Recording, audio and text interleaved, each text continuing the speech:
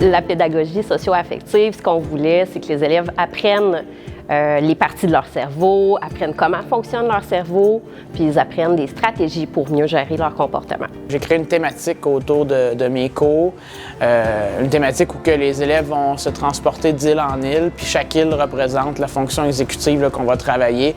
Sur cette île-là, il y a un symbole qui est fort que les enseignants peuvent réutiliser en classe pour leur gestion de classe, pour rappeler à l'élève qu'ils ont eu un super pouvoir là, pour faire le lien, la classe et le gymnase. À arrêter son action, à être attentif, à gérer ses émotions, à persévérer, tout ce genre de comportements-là qu'on va appeler dans les fonctions exécutives.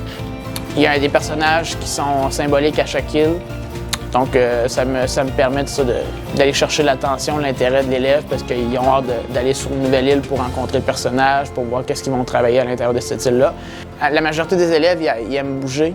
Donc là, on utilise la capacité de l'élève à se dépenser, à avoir du plaisir, tout en allant chercher un côté d'apprentissage au niveau comportemental.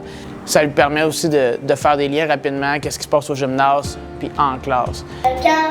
On essaie de se contrôler, puis dès qu'on est excité, là, de boucler notre attention pour se contrôler parce que la ligne de la tête voiture, quand il passe, on n'est pas capable de s'arrêter. Fait que nous, il faut qu'on s'arrête, il faut qu'on se contrôle pour être calme, là, puis essayer de voir toucher aux choses. Là. Ça nous montre que, genre, silencieux. Et t'es-tu capable de t'arrêter à plat, comme genre, Noël lance sur le ballon, t'es-tu capable de t'arrêter quand il siffle? Quand c'est dans le gymnase, si on a plus de place pour bouger, qu'en classe, s'il y a plein de bureaux, fait que tu as de la misère, puis t'es souvent des fois collé un peu. Là. On parle vraiment d'un programme universel. Les élèves de première année à quatrième année reçoivent tous le même enseignement. Puis par la suite, si certains élèves ont plus de défis, on peut les reprendre en petits groupes pour retravailler les mêmes éléments.